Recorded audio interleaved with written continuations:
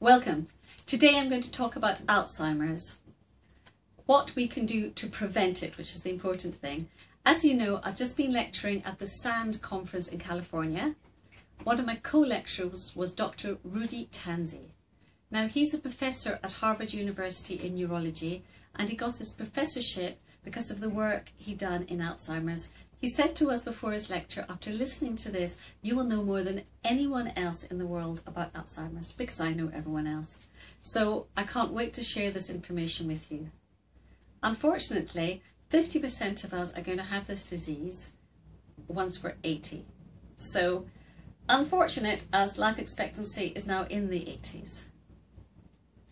It's a disease of short-term memory loss caused by plaques and tangles, gooey-like gunk in the brain that stops the nerve cells communicating.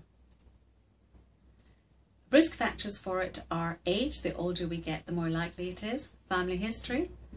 Being a woman, it's more common in women.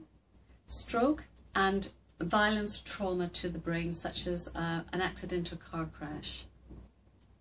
Also emotional trauma, which is interesting because of course emotions are related to memory.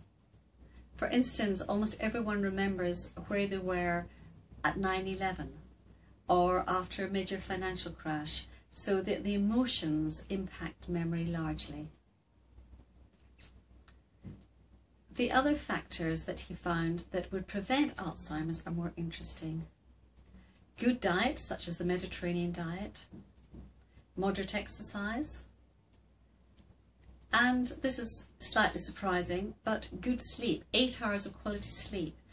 And when you think about it, the older people get, the worse they sleep, and a patient with Alzheimer's is at the extreme. They have terrible sleep-wake cycles.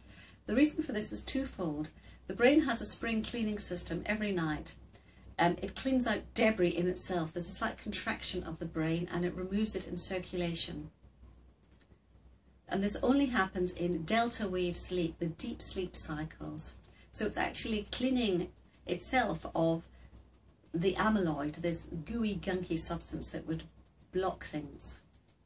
Secondly, memory is changed from short-term memory into long-term memory. So it goes from the amygdala in the brain to the hard drive area where it's stored, and this happens in deep sleep.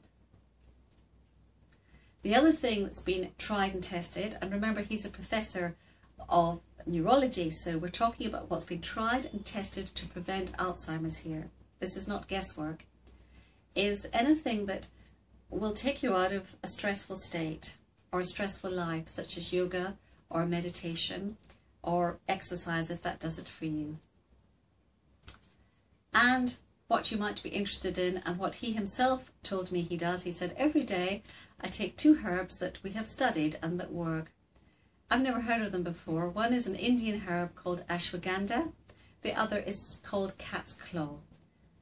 So I hope this information is useful to you, and we're storing both these herbs in the office. If you'd like to pick them up from our receptionist any time, it seems like sensible prophylaxis as well as the other measures.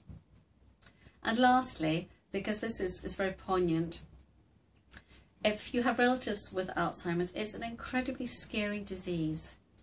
The name was coined in 1906 by a Dr. Alzheimer who diagnosed it in this patient called Lois, and what she said to him was, I feel as though I've lost myself.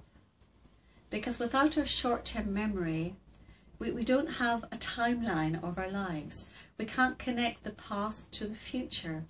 And we've lost our sense of self completely, which is hugely frightening. So I hope this was of help.